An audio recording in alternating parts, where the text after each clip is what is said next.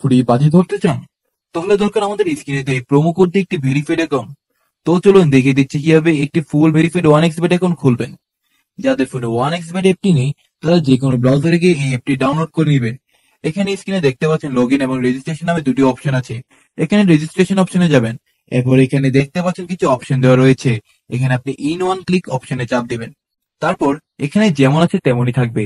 Promo কোডের ঘরে লিখবেন ছোট হাতের PAKKA। আবারও বলছি ছোট হাতের PAKKA। প্রোমো কোডটি বসালে 24 ঘন্টা ডিপোজিট এবং উইথড্র করতে পারবেন। প্রতি সপ্তাহে বোনাস সহ অ্যাকাউন্ট খুলে 100% বোনাস সহ পাবেন। এরপর এই খালি ঘরে টিক দিয়ে এই রেজিস্টার বাটনে ক্লিক করুন। এরপর রোবট ভেরিফিকেশন চাইলে তা সফলভাবে করে দিবেন। এই যে দেখুন আপনাকে আইডিয়ার পাসওয়ার্ড দেওয়া হয়েছে। এই আইডিয়ার পাসওয়ার্ড অবশ্যই স্ক্রিনশট নেবেন অথবা কপি করে রাখবেন।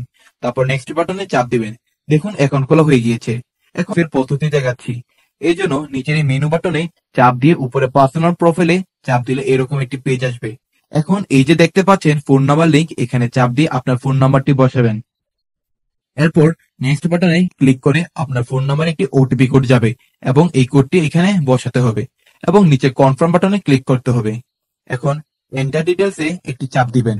এখানে সকল তথ্য ন্যাশনাল আইডির সাথে মিল রেখে পূরণ করতে হবে। এখানে আপনার নামের প্রথম অংশ লিখবেন, তারপর শেষ অংশ লিখবেন, এরপর জন্মসাল এবং জন্ম তারিখটি লিখবেন। প্লেস অফ বার্থ মানে এক কথায় কোথায় জন্মগ্রহণ করেছেন তা লিখবেন। এরপর রিজিয়ন সিলেক্ট করে বাংলাদেশ সিলেক্ট করবেন। এরপর সিটিতে ঢাকা এবং রেসিডেন্সে আপনার জেলাটি লিখে দিবেন।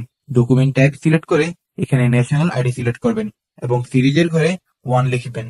ডকুমেন্টের ঘরে আপনার এনআইডি নাম্বার লিখে দিবেন। এরপর ডেট অফ ইস্যু এর জায়গায় এনআইডি এর উল্টো পাশে যে ডেট অফ ইস্যু ডেট দেওয়া আছে সেটি বসিয়ে দিবেন। ইস্যুড বাই এর ঘরে বাংলাদেশ গভর্নমেন্ট লিখে দিবেন। সবকিছু ঠিকঠাক থাকলে পাশে থাকা এই আইকনে ক্লিক করব এবং ক্লিক করার মাধ্যমে আমাদের অ্যাকাউন্টটি ভেরিফাই করা হয়ে যাবে। এখন আমরা দেখব কিভাবে অ্যাকাউন্টে টাকা ডিপোজিট করা যাবে। এখানে উপরে দেখা যাচ্ছে ডিপোজিট বাটন, সেখানে ক্লিক করব এবং আপনারা দেখতে পাবেন এখানে টাকা ডিপোজিট করার অনেকগুলো অপশন রয়েছে। তো আমি আপনাদের দেখিয়ে দিচ্ছি কিভাবে এই পেমেন্ট মেথড এর মাধ্যমে ডিপোজিট করবেন। আমি এই অপশনের উপরে একটা ক্লিক করলাম। এখন এরকম একটি পেজ দেখতে পাবেন। এখানে আপনার যত ইচ্ছে তত টাকা ডিপোজিট করতে পারবেন। এখন কোন নাম্বারে টাকা পাঠাবেন সেটা ভাবছেন? ওই যে উপরে দেওয়া আছে নগদ ওয়ালেট নাম্বার, এখান থেকে নাম্বারটি কপি করে নেবেন। আগে জানিয়ে দিচ্ছি এই নাম্বারটি প্রতিবার পরিবর্তন হয়, তাই টাকা ডিপোজিট করার আগে নাম্বারটি কপি করে নেবেন। নাম্বার কপি করা হলে সরাসরি নগদ অ্যাপে চলে যাবেন এবং ক্যাশ আউটের মাধ্যমে কপি করা নাম্বারে টাকা পাঠাবেন। টাকা পাঠানো হলে এরকম একটি পেজে চলে আসবে। এখান থেকে ট্রানজাকশন আইডি কপি করে অ্যাপে চলে আসবেন এবং যে নাম্বার থেকে টাকা পাঠিয়েছেন তা লিখবেন এবং পরের অপশনে আগেই কপি করা ট্রানজাকশন আইডিটি লিখে দিবেন। এরপর কনফার্ম বাটনে ক্লিক করবেন এবং এর মাধ্যমে আপনার অ্যাকাউন্টে ডিপোজিট করা হয়ে যাবে এবং কিছুক্ষণ অপেক্ষা করলে আপনার অ্যাকাউন্টে টাকা অ্যাড হয়ে যাবে। বন্ধুরা, এখন আমরা দেখব কিভাবে অ্যাকাউন্ট থেকে টাকা উইথড্র করা যায়। অ্যাকাউন্ট থেকে টাকা উইথড্র করার জন্য আমরা ডিপোজিটের উপরে থাকা সেটিংস অপশনে ক্লিক করে দেব। সেটিং অপশনে ক্লিক করার পর আমাদের সামনে এমন একটি ইন্টারফেস চলে আসবে। এখান থেকে আমরা 2 নম্বরে থাকা উইথড্র অপশনে ক্লিক করে দেব। এখানে আমরা দেখতে পাচ্ছি কোন কোন মাধ্যম হতে আমরা টাকা উইথড্র করতে পারবো। আমরা টাকা উইথড্র করার জন্য বিকাশ অথবা নগদ যে কোনো একটা সিলেক্ট করব।